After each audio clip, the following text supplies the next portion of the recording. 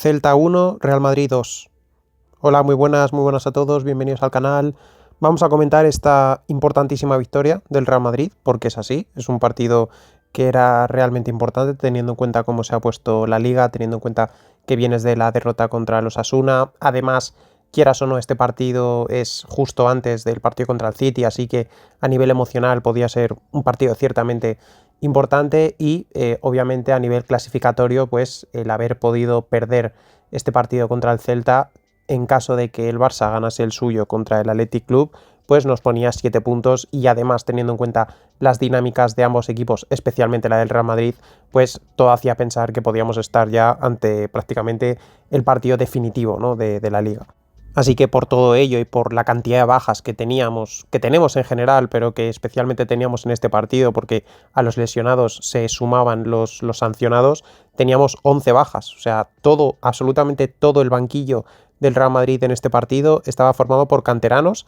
salvo Lunin, que bueno, no sé si se considera canterano, yo creo que no, pero todos absolutamente eran canteranos. Los únicos que había de primer equipo eran Carvajal, Gonzalo y Fran García, pero el resto canteranos. Así que eso daba una medida realmente de la situación en cuanto al personal que teníamos para afrontar este partido. De hecho, no solo eso, sino que en el 11 ya teníamos a Thiago Pitarch como titular. Así que, ya digo, o sea, dejaba muy claro el hecho de la importancia y la dificultad que entrañaba este partido, que además el Celta, según decían, venía bastante bien y en casa es un equipo, pues eso, que te ponía las cosas complicadas. Recordemos que el Celta nos ganó 2-0 en el Bernabéu, que es un equipo que, según dicen, su entrenador se adapta mucho al equipo rival al que se va a enfrentar. Y a día de hoy, si al Real Madrid eres capaz de jugarle adaptándose a él de la mejor manera para poder competirle, pues creo que lo tienes bastante hecho. Me ha sorprendido, sinceramente, la timidez o falta de agresividad que ha demostrado el Celta, aunque ahora iremos con ello.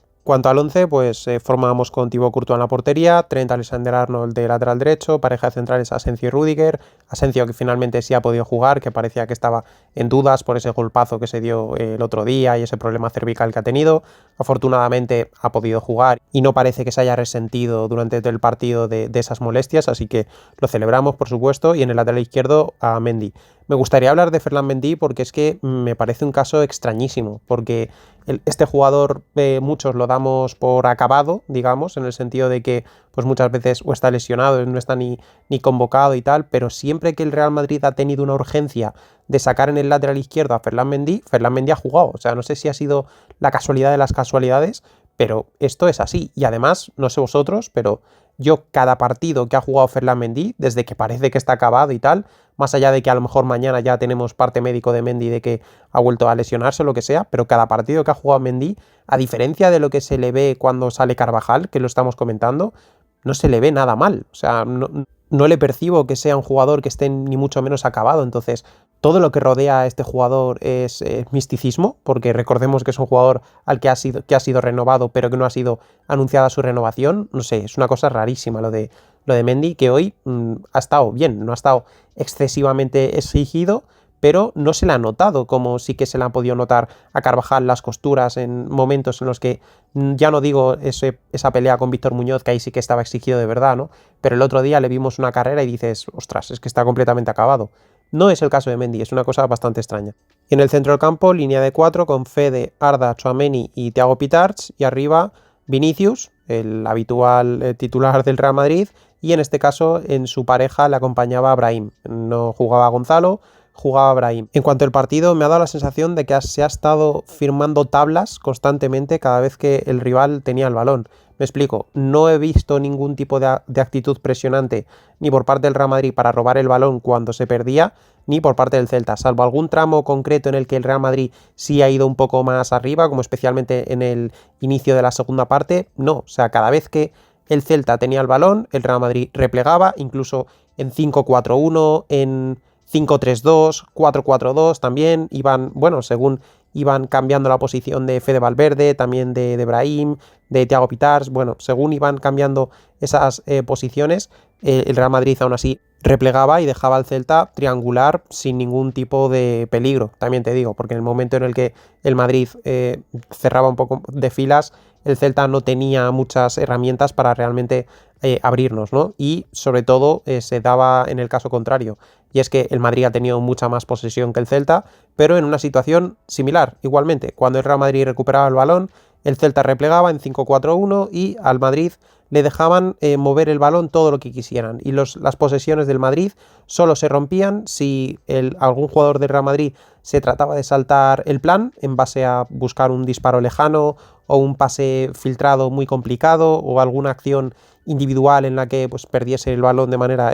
individual, pero a nivel colectivo el Celta dejaba a que el Madrid moviese a sus anchas. Me ha sorprendido bastante porque el Celta me ha dado una sensación de una tibieza tremenda, me daba la sensación de que tenían un plan, de que en la segunda parte iban a mostrar una cara diferente, porque además tenían en este caso mejores cambios desde el banquillo, entonces tenían la posibilidad de ir cambiando sus registros a medida que avanzaba el encuentro, y yo creía que lo tenía bastante bien planeado. Pero, sinceramente, más allá de que sí han podido ganar el partido, igual que lo han podido perder perfectamente, pero me ha dado una sensación bastante liviana desde el Celta, teniendo en cuenta que el Madrid era una piraña sin dentadura. O sea, el Madrid no tenía ningún tipo de peligro. De hecho, el jugador más peligroso hasta bien entrado el partido estaba siendo Tchouaméni, que precisamente ha sido el autor del golazo, del primer golazo del Real Madrid, pero además de otra serie de intentos desde fuera del área en las que el protagonista estaba siendo el centrocampista francés. Y antes de que llegase la jugada del gol de Tchouaméni, pues habíamos tenido una pequeña sucesión de acciones en las que ha aparecido Courtois, como siempre.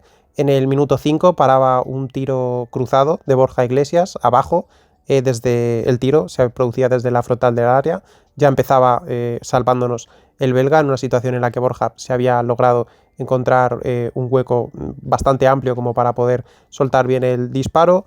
Posteriormente, Courtois también, minutos después, está muy atento. Tras un envío en largo al desmarque de Jude Gla, Courtois sale bien y ya digo, muy atento porque se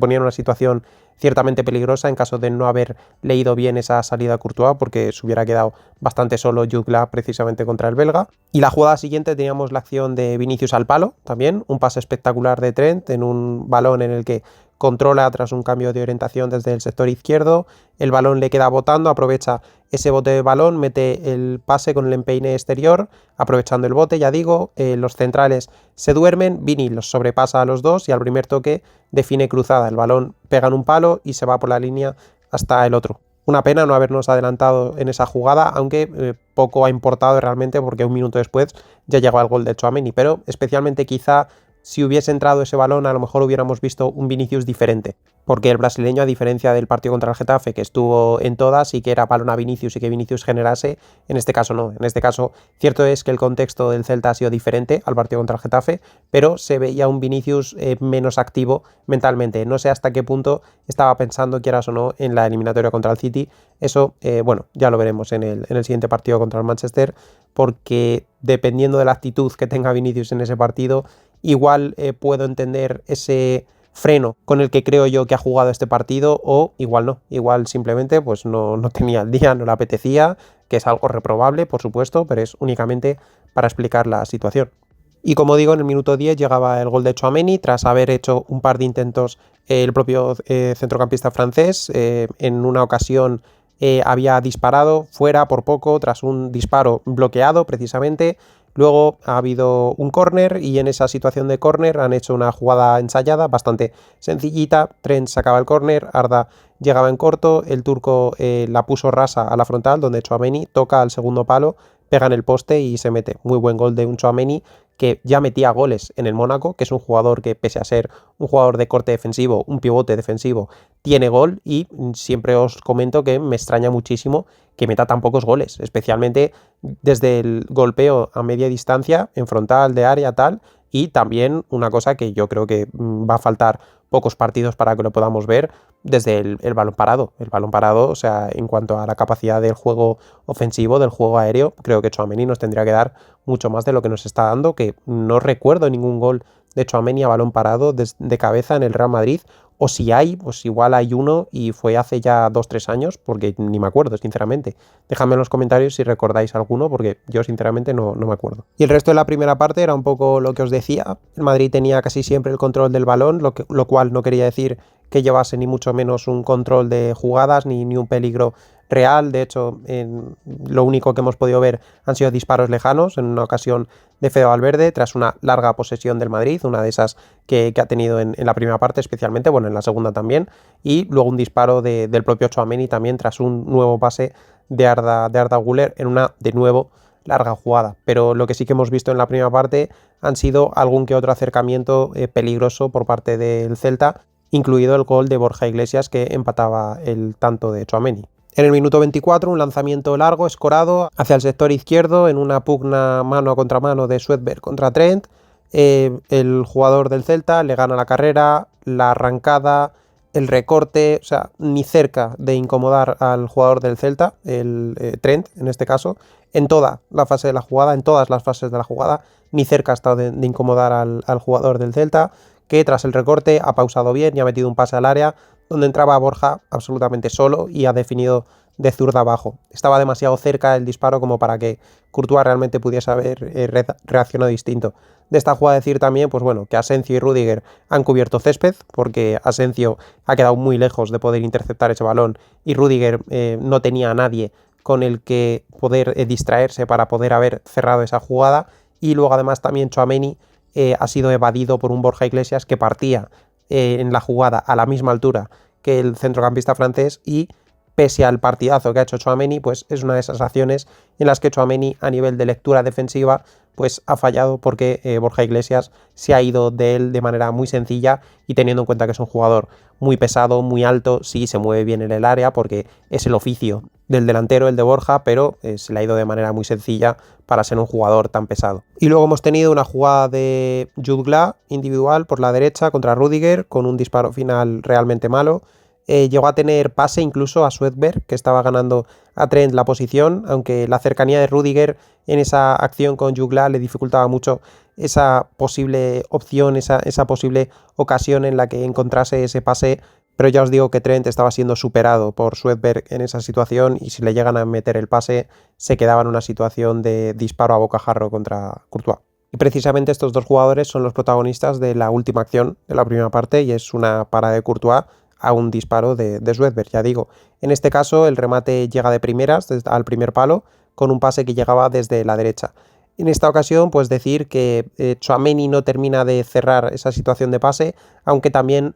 Arda Güler le tendría que haber hecho la cobertura seguramente a Tchouaméni. Muchas veces Arda Güler, en este doble pivote en momentos que tiene con Tchouaméni, no hace también las funciones del jugador que está acompañando a Tchouaméni, porque muchas veces Tchouaméni tiene que salir de posición para tratar de achicar al jugador que en ese momento tenga el balón, y su compañero de doble pivote tiene que hacer esa cobertura defensiva que en este caso el turco no hacía.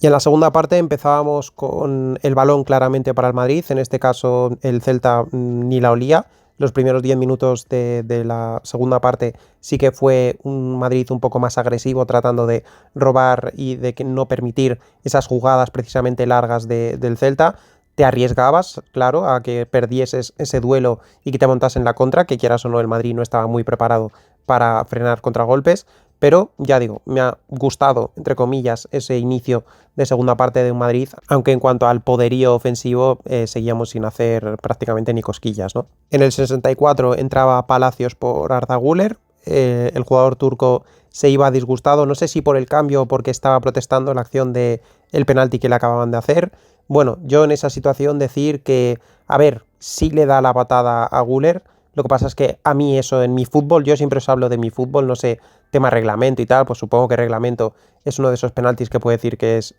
estúpido, porque al fin y al cabo no afecta en nada a la jugada, pero en mi fútbol es una acción que a nivel de balón no afecta en nada, porque Güler no iba a sacar ventaja de nada, el defensor en realidad tampoco es una imprudencia tremenda, o sea, no le pega una patada muy fuerte, sino que simplemente le roza un poco la bota. Bueno, para mí en mi fútbol no es penalti. El turco también se podría estar quejando de que le estaban cambiando, ¿eh? En ese caso no lo entendería, porque tampoco es que estuviera haciendo un partido excelso, ni mucho menos, y tampoco estaba en un momento en el que en otros momentos sí ha sucedido que justo cuando le quitaban, pues en ese periodo de tiempo Güler estaba encontrando las situaciones mejores para el Real Madrid. Creo que no era el caso y si ese es el motivo, pues se equivoca en este caso Güler. Tras la entrada de Palacios, 2 acciones seguidas de Vini, en una ocasión un disparo tras hacer un par de recortes en la frontal, pero bastante manso a las manos del portero del Celta, bastante sencillo, y luego desde la misma situación, pues un balón que había perdido Vinicius,